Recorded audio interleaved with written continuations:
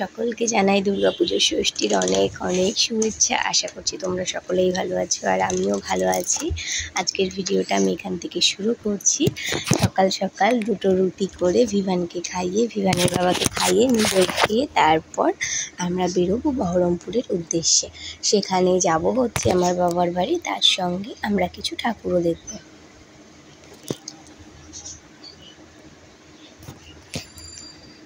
আজ বাইরের ওয়েদারে ছিল ভীষণ রোদ, আর ভিভানকে পরাবো এই জামাটা। দেখো তো কেমন লাগছে এই জামাটা পরে। এটা একটা শার্ট, তার সঙ্গে একটা প্যান্ট।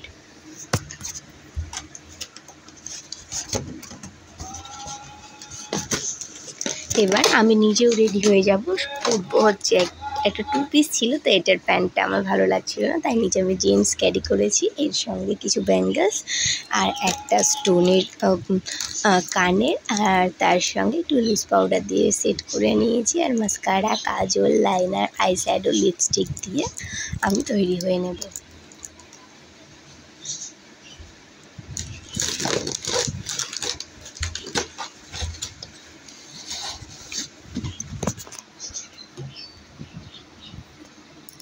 এই তো আমি তৈরি, কিছু না একটা ভুলে গেছি। পারফিউম নিতে, এবার পারফিউম নিয়ে নেব। আর পারফিউমের স্মেল আমার তো ভীষণ ভালো লাগে, তবে আমি মাঝে মাঝে ব্যবহার করি, সবসময় ব্যবহার করি না। এদিকে আমি কিছু ছবি এবং ভিডিও ক্যাপচার করে নিয়েছি। ততক্ষণে ভিভানের বাবা ঘরে রেডি হচ্ছে। এরপর আমরা 3 জন মিলে রওনা দিলাম বহরমপুর যাবার উদ্দেশ্যে। যেতে যেতে রাস্তায় যতগুলো ঠাকুর পড়বে কিছু কিছু ঠাকুর দেখব। আর এখন আমরা যাচ্ছি আইশবাগের ঠাকুর দেখতে, যেটাই কোনো একটা মন্দির করেছে, তবে কি মন্দির করেছে সেটা আমার মনে নেই। লাইটটা নিয়েছিল, যেহেতু দিনের বেলা সেই জন্য লাইট জ্বলছিল না। ওই যে দেখা যাচ্ছে মন্দিরের চূড়া।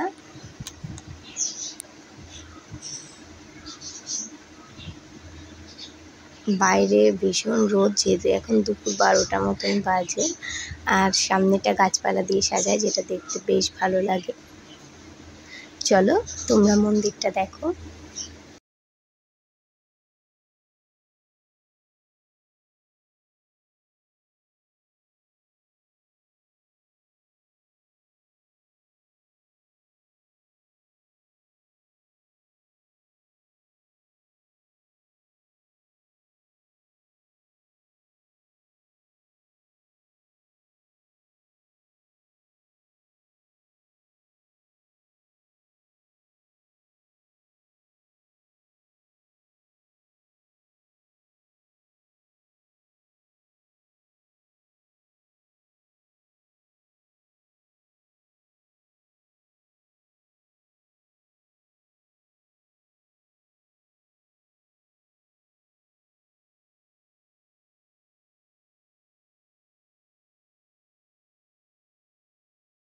কি সুন্দর হয়েছে তাই না? এটা ছিল আমাদের প্রথম ঠাকুর। আর এর আগে ষষ্ঠীর দিন কিছু ঠাকুর দেখেছি, সেটা পাড়ায় আশেপাশে, সেগুলো আর ক্যাপচার করিনি। তবে ভাবছি কিছু কিছু ভিডিও বা ছবি তোমাদের সঙ্গে শেয়ার করব। এটা হচ্ছে ষষ্ঠী, আর সপ্তমীটাও শেয়ার করব খুব তাড়াতাড়ি।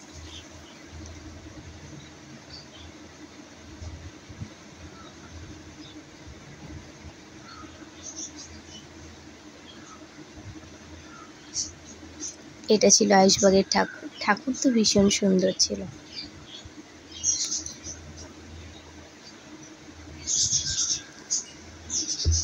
যেহেতু বাইরে ভীষণ রোদ, এরপর আমরা 2 গ্লাস দুজনে আখের রস খেয়ে নিই, সঙ্গে ভিভানকে অল্প একটু দিই। আর এবার আমরা যাচ্ছি অন্য একটা ঠাকুর দেখার উদ্দেশ্যে। তবে দুর্ভাগ্যবশত আমরা একটু আগেই চলে এসেছি, কারণ ঠাকুরের প্যান্ডেলটা এখনো উদ্বোধন হয়নি। তবে চিন্তা করো না, এটা আমি তোমাদের রাতের বেলায় দেখাবো। এটা ছিল আরেকটা ঠাকুর, তবে রাস্তায় ভীষণ গাড়ি ঘোড়া চলছিল বলে আমরা আর পার হইনি। আর এইটা হচ্ছে বানজুতিয়া। প্যান্ডেলটা তো দারুণ ছিল, বাঁশ দিয়ে বানিয়েছিল। থিমটা আমার ঠিক জানা নেই।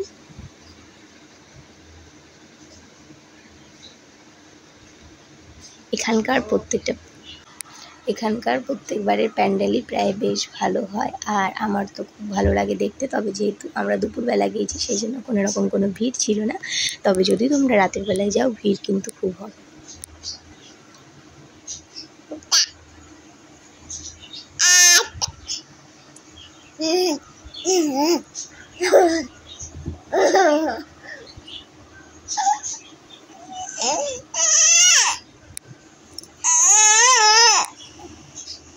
এটা ছিল এখানকার ঠাকুর। ঠাকুরটা এত সুন্দর যে কি বলবো, একদম সাবেকিয়ানা ঠাকুর।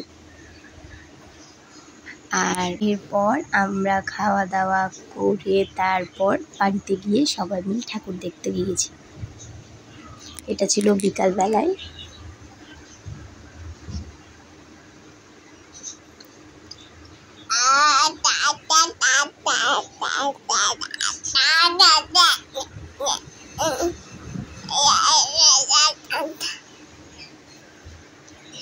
এবার আমরা বিকালবেলায় সবাই মিলে বেশ কিছু ঠাকুর দেখব, তারপর সন্ধ্যেবেলায় আমরা ওদেরকে বাড়িতে ছেড়ে তারপর আমরা আবার লালবাগে ফিরে আসবো।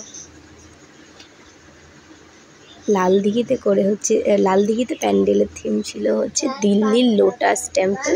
তো এইটা দিনের বেলায় সাদা, তবে রাতের বেলায় এখানে লাইটিং শো হয়, তো রাতের বেলায় দেখতে আরও বেশি ভালো লাগে।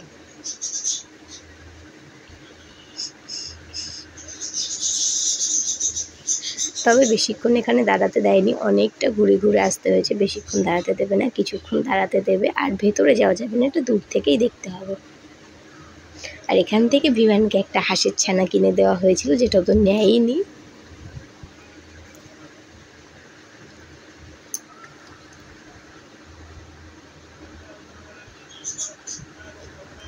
লোটাস টেম্পলটা কিন্তু দারুণ। দিল্লি গিয়ে তো দেখা হলো না, তবে এখান থেকে দেখে নিলাম দিল্লির একটা জিনিস। আর এটা হচ্ছে লালদিঘির দুর্গাপুজোর দুর্গা ঠাকুর।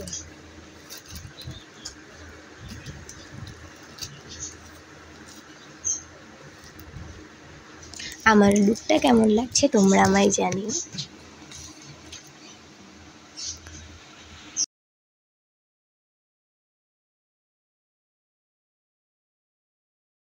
আর লোটাস টেম্পলটা বানিয়েছিল একদম রয়্যাল বিষ্ণু হোটেলের সামনে।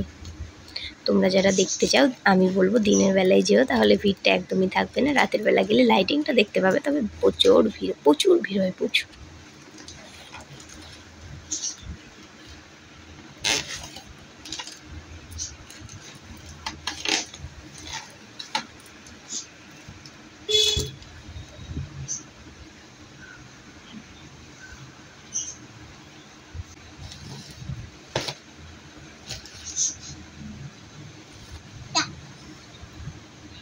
আর এরপর আমরা গিয়েছিলাম হরিদাস মাটির একটা ঠাকুর দেখতে।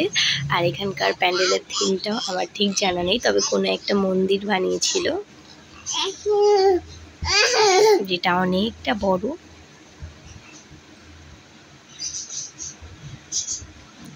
এখানেও ভিড় ছিল না, তবে রাত বাড়ার সঙ্গে সঙ্গে একটু ভিড় হচ্ছিল।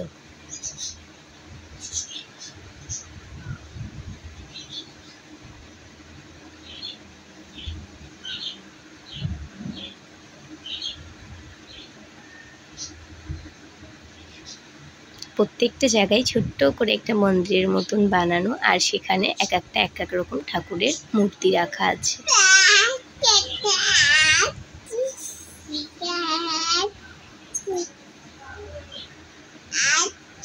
আর এই যে হচ্ছে এখানকার ঠাকুর, এখানকার ঠাকুরটাও ভীষণ সুন্দর হয়েছে।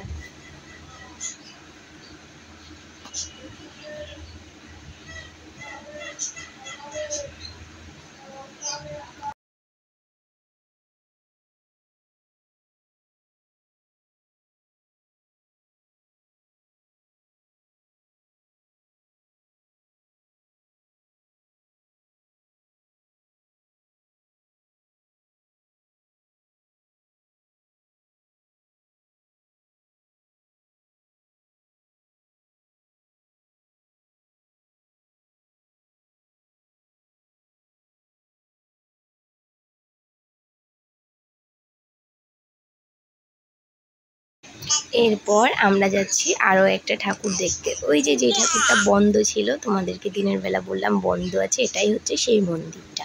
এটা এখন খুলে দিয়েছে। এর ভেতরের থিমটা এত সুন্দর, দেখলে তোমরা মনোমুগ্ধ হয়ে দেখবে। তার কারণ ভেতরের থিম ছিল অপারেশন সিন্দুর। এখানেও খুব একটা লাইন ছিল না, তবে রাত বাড়ার সঙ্গে সঙ্গে এখানেও কিন্তু সমান ভিড় বাড়ছিল। এটা ষষ্ঠীর দিন, ওই হয়তো বিকেলবেলায় উদ্বোধন হয়েছে। কারণ এটাই আমরা সকালবেলায় যাওয়ার সময় দেখার চেষ্টা করেছিলাম, তবে দেখতে পাইনি। ভালোই হয়েছে রাতের বেলায় এসেছি বলে লাইটিং দেখা গিয়েছে। এই যে এখানকার ঠাকুর, এটা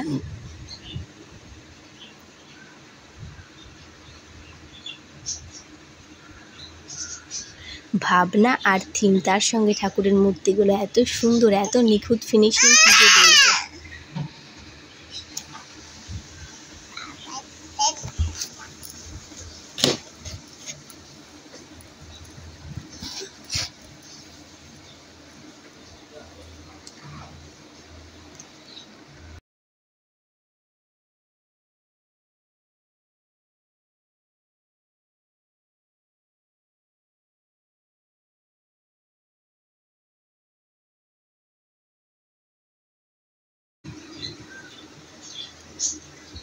থিমটা কি সুন্দর, তাই না? আর ভিভান রাস্তায় আস্তে আস্তে ঘুমিয়ে পড়েছে, তার কারণ ভিভান একটু ঘুরলে একটু ক্লান্ত হয়ে পড়ে।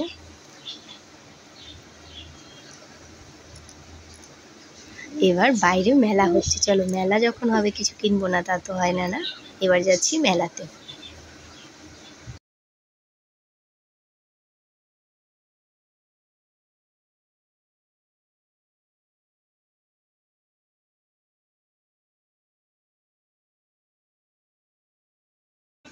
আগের বার এখানে করেছিল ডিজনিল্যান্ড, যেটা আমি দেখতে আসতে পারিনি। তোমরা যদি বহরমপুরে ঠাকুর দেখতে আসো, এই প্যান্ডেলটা কিন্তু মিস করো না, এটা দেখতে বেশ দারুণ।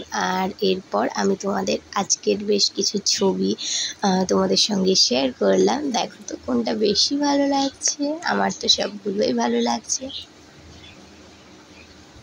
ছবি ভিডিও এগুলোই তো মুহূর্ত, তাই না? পরে হয়তো আমি দেখতে পাবো, ভীষণ বড় হবে, আর 2 বছর পর এগুলো থেকে যাবে। তবে জানো তো, আমার আগের বছরের কালী পুজোর এবং দুর্গা পুজোর ভিডিওগুলো কী করে ডিলিট হয়ে গেছে আমি নিজেও বুঝতে পারছি না। কী করে রিকভারি করা যায়, তোমরা যদি কেউ জেনে থাকো আমাকে জানিও। আজকের ভিডিওটা আমি এখানেই শেষ করছি। যদি ভালো লেগে থাকে লাইক কমেন্ট শেয়ার করতে ভুলো না। আর আজকের জন্য বাই বাই, দেখা হচ্ছে পরবর্তী সপ্তমীর ব্লগে।